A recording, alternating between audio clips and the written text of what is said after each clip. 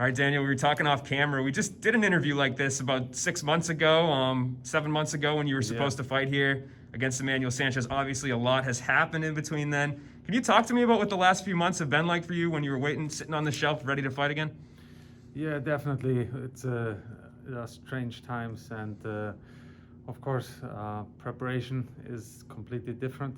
Like our gym closed, like in March, from March on for 2 months, and yeah, it was really strange to keep training and also having like a certain mindset. I think this is something very important because we didn't really know when it continues and how they will put the fight in the future. So yeah, but it was a time to be mentally strong, and I was definitely able to do that, to keep the focus on Sanchez as an opponent, and on the other hand get the right preparation as good as possible. So yeah, canceling the fight on fight night, it's on fight day, it's crazy, but we're making the best out of it, and now we're here.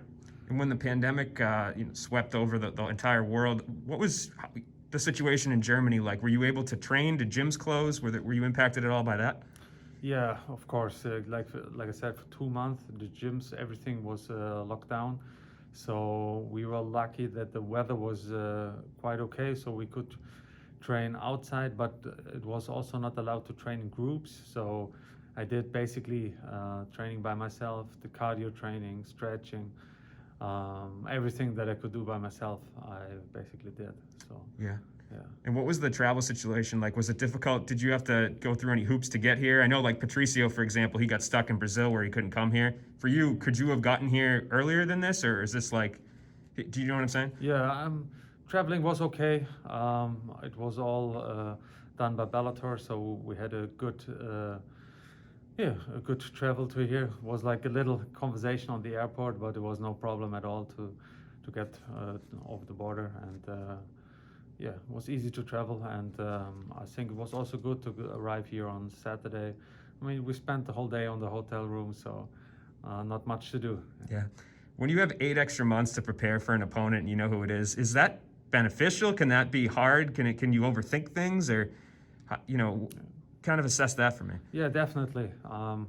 There are always things in preparations that you want to improve, and so there were things in my last preparation for Sanchez. So I was sitting with my team, and we tried to keep the involvement on everything we did. Like I think we used this extra month very, very good, and I felt that I involved as a fighter very much, and I'm very happy to showcase this on Thursday night. Yeah, and this is a rematch. How do you feel like the Daniel Weichel of that fight compares to this one? Complete different fighter, complete different athlete. I think, yeah, I learn from every fight. You know, it's not about like many people say, you lose, you learn, and yeah, you win, you learn, you lose, you learn, and that's how I try to keep my mindset. And from that on, it's quite some time. I think almost 4 years, and yeah, every day I'm not taking too much off season.